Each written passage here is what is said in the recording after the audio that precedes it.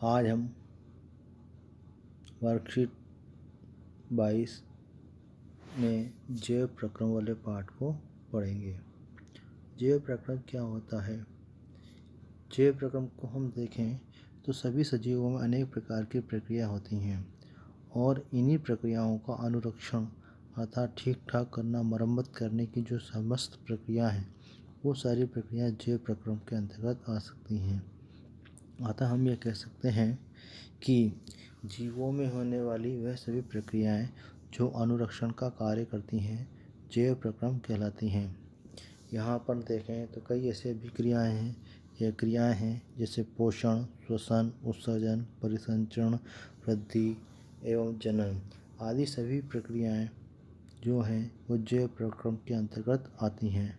यहाँ हम पहले पोषण जो जैव प्रक्रिया है उसके बारे में पढ़ेंगे। पोषण की बात करें तो पोषण क्या है? भोजन है। जब हमारे शरीर में ऊर्जा की आवश्यकता होती है तो हमें भोजन ग्रहण करना पड़ता है और उससे हमें शरीर को ऊर्जा मिलती है। पोषण की बात करें तो यहाँ पर देखा है पोषण भोजन ग्रहण करने और इसे ऊर्जा और जीवन के लिए अन्य आवश्यक पोषक तत्वों में परिवर्तित करने की प्रक्रिया है। यानी हमारे शरीर के अंदर जो ऊर्जा की आवश्यकता होती है उसकी पूर्ति के लिए और हमारे शरीर में जो तत्व चाहिए उनकी पूर्ति के लिए भोजन या पोषण किया जाता है। इसमें देखें तो कौन कौन से पोषक तत्व होते हैं जो हमें भोजन में चाहिए। इनमें देखें तो प्रोटीन है, वसा है, कार्बोहाइड्रेट है, मिनरल्स हैं। ये सभी तत्व हमें अपने शरीर की वृद्धि के लिए और अन्य क्रियाओं के लिए आवश्यक होते हैं। पोषक तत्व क्या होते हैं? पोषक तत्व वे पदार्थ हैं जो पोषण प्रदान करते हैं। वृद्धि, विकास, प्रोटीन संश्लेषण और अन्य पदार्थों को संचित करने के लिए जीवों में पोषक तत्वों की आवश्यकता होती है।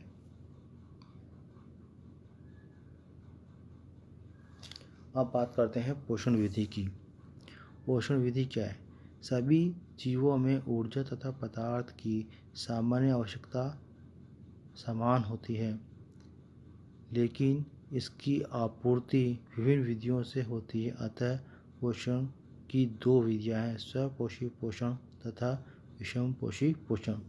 यानी पोषण की विधियों का तात्पर्य है कि कोई भी व्यक्ति या कोई भी जीव किस प्रकार पोषण को ग्रहण करता है या किस प्रकार पोषण का उपयोग करता है वो है। यहाँ पर मुख्य रूप से दो प्रकार के पोषण बताए गए हैं। पहला स्वपोषी पोषण और दूसरा विषमपोषी पोषण। स्वपोषी पोषण वह पोषण है जिसमें जीव अपना भोजन स्वयं बनाने का प्रयास करता अर्थात स्वयं बनाता है। इसमें मुख्य रूप से पेड़ पौधे आते हैं जो प्रकाश की उपस्थिति में क्लोरोफिल के साथ और जल और कार्बन डाइऑक्साइड आपस में जुड़कर भोजन का निर्माण करते हैं। साथ ही ऑक्सीजन गैस सह उत्पाद के रूप में निकालते हैं जो प्राणियों के लिए प्राणवायु होती है। इसके अतिरिक्त विषमपोषी पोषण में बात करें तो विषमपोषी पोषण में वे सभी प्राणी या जीव आते हैं जो अपना भोजन सूर्य के प्रकाश की उपस्थिति में नहीं बना सकते और प्रत्यक्ष रूप से या अप्रत्यक्ष रूप से पेड़ पौधों पर अर्थात स्वपोषियों पर निर्भर होते हैं। कार्बोहाइड्रेट पौधों को ऊर्जा प्रदान करने में प्रयुक्त होता है। जो कार्बोहाइड्रेट तुरंत प्रयुक्त नहीं होता वह मंड या स्टार्च के रूप में संचित कर लिया जाता है। यानी प्रकाश संश्लेषण की क्रिया में यानी स्वपोषी पोषण में जब प्रकाश संश्लेषण की क्रिया होती है तो उसमें भोजन कार्बोहाइड्रेट के रूप में बनता है और ऐसा कार्बोहाइड्रेट जो तुरंत उपयोग में नहीं आता वो संचित हो जाता है, वो संचित मंड या स्टार्च के रूप में होता है। अब बात करते हैं प्रकाश संश्लेषण की प्रक्रिया की। हमने पहले ही बताया प्रकाश संश्लेषण की प्रक्रिया में चार चीज़ों की आवश्यकता होती है। पहला सूर्य का प्रकाश, दूसरा हरित लवक क्लोरोफिल, तीसरा जल और चौथा कार्बन डाइऑक्साइड। यहाँ प्रकाश संश्लेषण अभिक्रिया के विभिन्न चरण दे रखे हैं। उनको वह प्रक्रिया जिसमें स्वपोषी सूर्य के प्रकाश तथा क्लोरोफिल की उपस्थिति में कार्बन डाइऑक्साइड तथा जल आपस में जोड़कर कार्बोहाइड्रेट बनाते हैं या परिवर्तित हो जाते हैं। कार्बन डाइऑक्साइड वायु से प्राप्त होती है, जबकि जल जो होता है वो भूमि से प्राप्त होता है। दूसरा पॉइंट, उत्पादित ग्लूकोज विभिन्न कोशिकीय क्रियाओं को संपन्न करने में प्रयुक्त होता है। जो ये ग्लूकोज बनता है, ये ग्लूकोज सभी कोशिकाओं में विभिन्न प्रकार की क्रियाओं के लिए ऊर्जा प्रदान करने में सहायक होता है। तीसरा पॉइंट, इस जैव रासायनिक अभिक्रिया में ऑक्सीजन एक उत्पाद होता है। हमने बताया था कि इसमें सह उत्पाद ऑक्सीजन होता है जो अन्य जीवों के लिए प्राणवायु का कार्य करता है। यहाँ पर प्रकाश संश्लेषण की अभिक्रिया की रिएक्शन दे रखी है। 6CO2 + 12H2O क्लोरोफिल और सूर्य के प्रकाश की उपस्थिति में C6H12O6 कार्बोहाइड्रेट अर्थात ग्लूकोज बन जाता है, प्लस 6O2 ऑक्सीजन गैस उत्पादित होती है, प्लस 6H2O और 6 जल के अणु इसमें कर जाते हैं। प्रकाश संश्लेषण के लिए उपयुक्त पदार्थ, हमने बताया कि प्रकाश संश्लेषण के लिए कौन कौन से पदार्थ आवश्यक होते हैं। पहला सूर्य का प्रकाश, दूसरा क्लोरोफिल, तीसरा कार्बन डाइऑक्साइड और चौथा जल। अब बात करें तो पहला यहाँ दे रखा आपको कार्बन डाइऑक्साइड।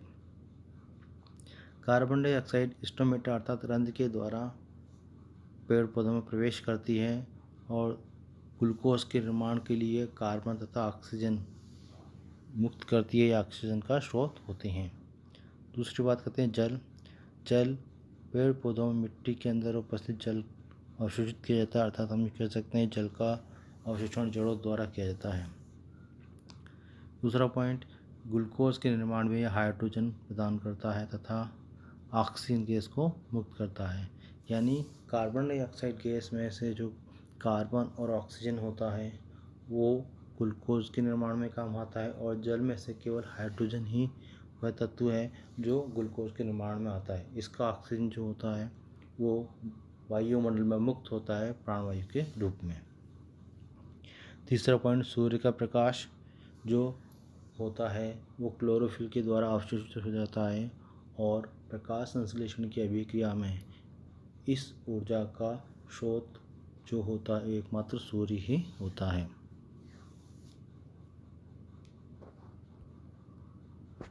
अब बात करते हैं प्रकाश संश्लेषण का स्थान, यानी प्रकाश संश्लेषण की प्रक्रिया जो होती है वो पेड़ पौधों के पत्ती के किस भाग में होती है या कहाँ होती है। पहला पॉइंट देखा है, कोशिका में उपस्थित एक विशिष्ट कोशिकांग क्लोरोप्लास्ट, जिसे हम हरित लवक भी कहते हैं, जिसमें क्लोरोफिल होता है, यह प्रकाश संश्लेषण की क्रिया होती है। यानी प्रकाश संश्लेषण की क्रिया कोशिका की हरी पत्ती जो होती है उसमें जो क्लोरोफिल होता है वहाँ होती है। क्लोरोफिल हरे वर्णक अर्थात हरे रंग का होता है। सिर्फ पत्ती और तने को हरा रंग ही नहीं देता, अपितु सूर्य के प्रकाश को भी अवशोषित करता है। यानी क्लोरोफिल के कारण पेड़ पौधे हरे ही दिखाई नहीं देते। इसका मुख्य कारण जो होता है सूर्य के प्रकाश को अवशोषित करना है, अर्थात सूर्य की ऊर्जा को अवशोषित करना होता है। अब यहाँ प्रकाश संश्लेषण के चरण दे रखे हैं। पहला, क्लोरोफिल द्वारा प्रकाश ऊर्जा का अवशोषण करना। दूसरा, प्रकाश ऊर्जा को रासायनिक ऊर्जा में रूपांतरित करना तथा जल अणुओं का हाइड्रोजन ऑक्सीजन में अपघटन करना। यानी जल के अणु होते हैं वो हाइड्रोजन और ऑक्सीजन में अपघटित हो जाते हैं। हाइड्रोजन कार्बोहाइड्रेट बनाने में काम आ जाती है और ऑक्सीजन वायुमंडल में मुक्त हो जाती है। तीसरा, कार्बन डाइऑक्साइड का कार्बोहाइड्रेट जैसे ग्लूकोज में अपचयन होना, अर्थात जो कार्बन डाइऑक्साइड होती है वो जल के द्वारा मुक्त हाइड्रोजन से जुड़कर कार्बोहाइड्रेट में बदल जाती है।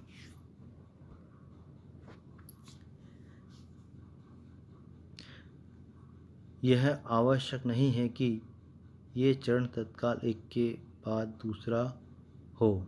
उदाहरण के लिए मरुद्भिद यानी जो रेगिस्तान में पाए जाने वाले पौधे होते हैं रात्रि में कार्बन डाइऑक्साइड लेते हैं और एक मध्यस्थ उत्पाद बनाते हैं। दिन में क्लोरोफिल ऊर्जा अवशोषित करके अंतिम उत्पाद बनाते हैं।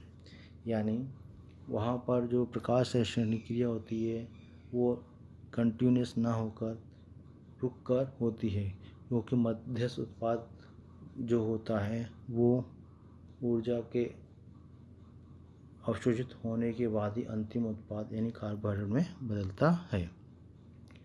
यह आपको प्रश्न दे रखे हैं, उनका हल करते हैं। पहला, स्वपोषी एवं विषम पोषी में विभेद कीजिए। विभेद यानी अंतर कीजिए। स्वपोषी की बात करें तो ये अपना भोजन स्वयं बनाते हैं, जबकि विषम पोषी होते हैं वो अपना भोजन स्वयं नहीं बना सकते, दूसरों पर निर्भर होते हैं। दूसरा, उस प्रक्रिया की व्याख्या कीजिए जिसके द्वारा स्वपोषी अपना भोजन बनाते हैं। इस प्रक्रिया का जैव रासायनिक समीकरण भी लिखिए। तो यह प्रक्रिया प्रकाश संश्लेषण अभिक्रिया है, जिसमें पेड़ पौधे अपना भोजन स्वयं बनाते हैं। हरी पत्तियों में उपस्थित जो क्लोरोफिल होता है वो सूर्य प्रकाश को अवशोषित करता है, जिसके कारण कार्बन डाइऑक्साइड और जल संयुक्त होकर कार्बोहाइड्रेट और ऑक्सीजन गैस मुक्त कर देते हैं। समीकरण देख लेते हैं, यहाँ आपको समीकरण भी दिखा रखी है। 6CO2 + 12H2O is equal to chlorophyll और सूर्य प्रकाश की उपस्थिति C6H12O6 + 6O2 + 6H2O बनता है। तीसरा क्वेश्चन, प्रकाश संश्लेषण के लिए उपयुक्त पदार्थ कौन कौन से हैं? ये पदार्थ किस प्रकार इस प्रक्रिया में सहायक होते हैं? तो हमने आपको बताया था कि प्रकाश संश्लेषण में मुख्य रूप से 4 पदार्थ हैं: सूर्य का प्रकाश, हरित लवक, जल और कार्बन डाइऑक्साइड। जल H2O, इसमें मुख्य रूप से जल के द्वारा हाइड्रोजन ऑक्सीजन मुक्त हो जाते हैं और ये हाइड्रोजन कार्बोहाइड्रेट के निर्माण में सहायक होती है, जबकि ऑक्सीजन प्राणवायु के रूप में वायुमंडल मुक्त हो जाती है। कार्बन डाइऑक्साइड में कार्बन और ऑक्सीजन जो होते हैं ये कार्बोहाइड्रेट के निर्माण में सहायक होते हैं।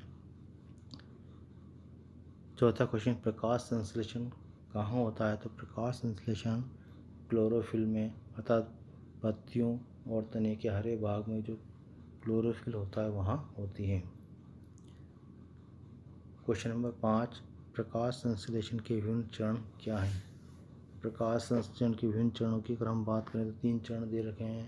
पहला, क्लोरोफिल द्वारा प्रकाश ऊर्जा का अवशोषण करना। दूसरा, प्रकाश ऊर्जा को रासायनिक ऊर्जा में रूपांतरित करना तथा जल के अणुओं का हाइड्रोजन और ऑक्सीजन में टूटना या अपघटन होना। तीसरा, कार्बन डाइऑक्साइड इस हाइड्रोजन को जोड़कर कार्बोहाइड्रेट में परिवर्तित हो जाती है, अर्थात अपचयित हो जाती है। इस प्रकार हमने इस वर्कशीट का हल किया है। इसमें आपको कुछ समझ में नहीं आया हो तो आप कमेंट बॉक्स में लिखकर पूछ सकते हैं। पढ़ते रहिए और आगे बढ़ते रहिए।